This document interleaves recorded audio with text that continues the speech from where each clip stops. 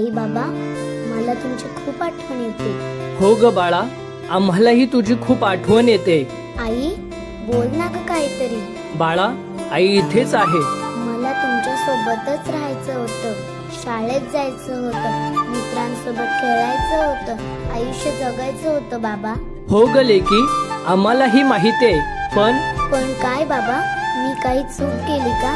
मला एवढी मोठी शिक्षा का मिळाली? नाही ग बाळा, तू काहीच चूक केली नाहीस. चूक त्या राक्षसाची होती, त्या वाईट माणसाची होती. मग बाबा, मला आता तरी न्याय मिळेल का? मिळेल ग बाळा, नक्की मिळेल. तुझ्यासाठी, तुझ्या आईबाबांसाठी आणि तुझ्यासारख्या अजून कुणावरही असा अन्याय होऊ नये म्हणून न्याय मिळेपर्यंत आम्ही थांबणार नाही. आज आपल्या सोबत संपूर्ण महाराष्ट्र उभा आहे बाळा.